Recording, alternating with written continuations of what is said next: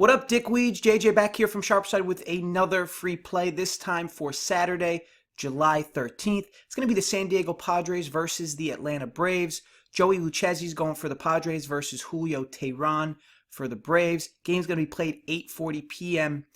Eastern Time. Seeing the current line, Padres minus 117. Total is 8.5. So last night I was at a wedding. I got really drunk, probably too drunk. My thing is like, if you're going to go to a wedding, and I go to so many, I mean, if you're going to go to a wedding, like, how do you not get blackout drunk during cocktail hour? I mean, there's typically so much food, and I've been burned before. Like, I don't know how often or not you guys go to weddings, but like, I've been burned before where like I haven't eaten a lot during cocktail hour, and then like the dinner comes, and it's like, it's like food for rabbits. Like there's really nothing to really eat.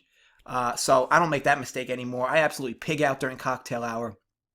Go ham at the bar, some regrettable things, but at the end of the day, also worth noting I've probably seen almost it all at weddings, but one of the was it 2 years ago or 2.5? It's irrelevant.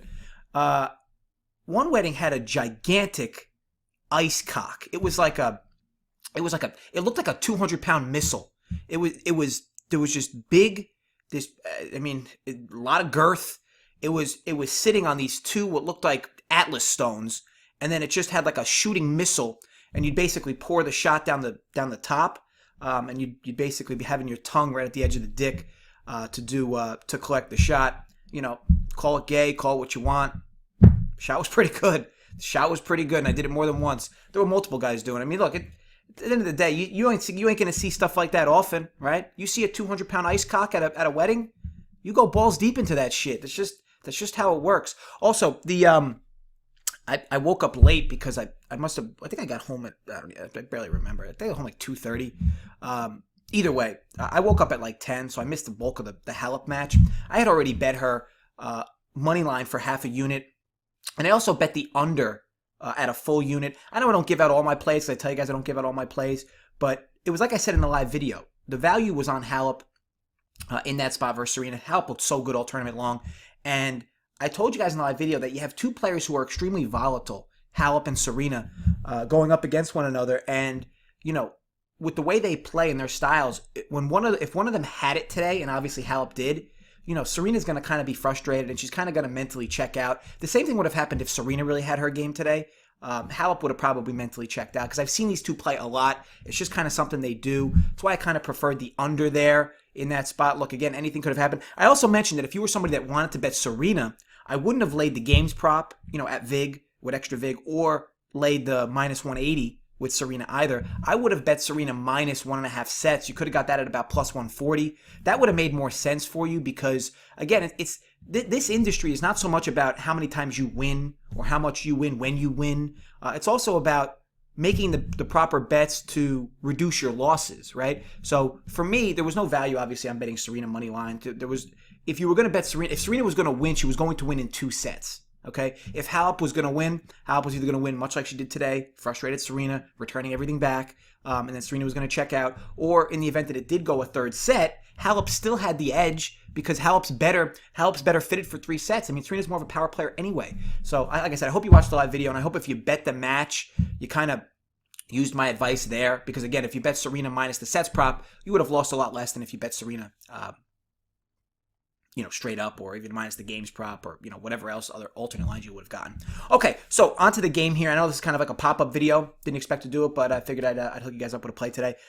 Again, I will be back tomorrow night on SharpSide's channel with the Sunday Night Baseball play. So make sure you invalids go over to SharpSide and subscribe. I know all of you still have not subscribed yet over there. I had a guy on a video, on my dad's video that I saw yesterday or 2 days ago mention that, I didn't have a play, but I did. It was on SharpSide's channel. And again, within a few short weeks, all my videos are going to be over there. So I don't know what you ass clowns are doing. Make sure you subscribe over there to their YouTube channel. Okay, so again, this game, play here is going to be Padres first 5, minus 117. Also seeing minus 115. Also seeing minus 120. That's all fine. Just do realize I do have this capped up at minus 135. So edge is edge. We still have about 15 cents, even if you're only getting minus 120. But again, for me, it's about an 18-cent VIG in my favor here with the Padres. with the movement that happened early on with the Braves money coming in, which isn't a surprise. Quite frankly, I don't truly understand the line movement though.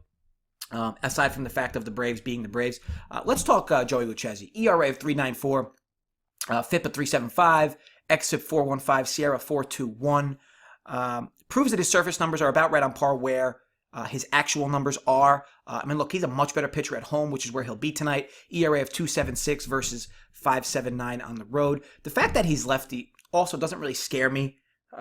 With the fact that you might be like, oh, well, you're throwing a lefty at the Braves. The Braves have, Osuna, Ronald Acuna, Dansby Swanson, and Josh Donaldson coming at him from the right side, and maybe even Tyler Flowers if you even consider that fat mutt anything. But either way, it doesn't really hinder my bet here because Lucchesi's surrendering an OPS of about 650 to both lefties and righties, so it's not like righties are extra dominant against him, so I'm not really worried there.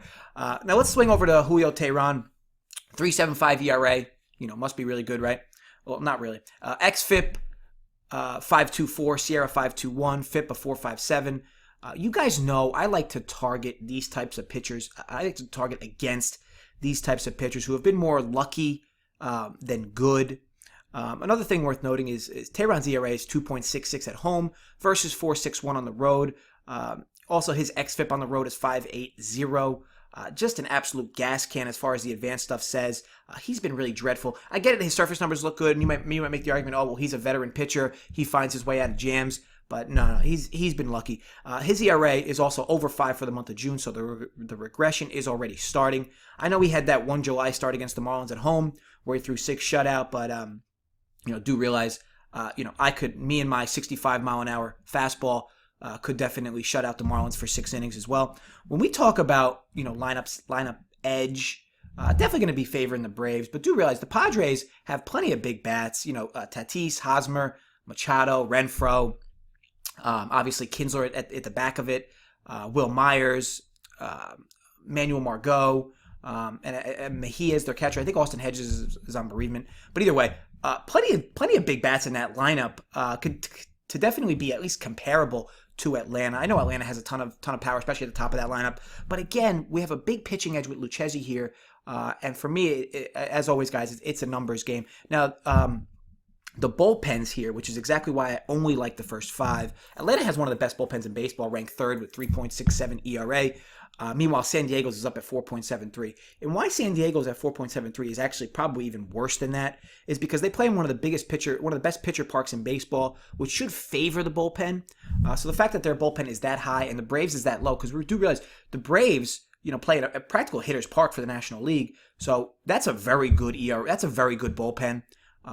Overall, to have an ERA that low, to pitch in that park. And again, since the Padres is that high, pitching in that park kind of scares me here. I don't want this to get to the Pens.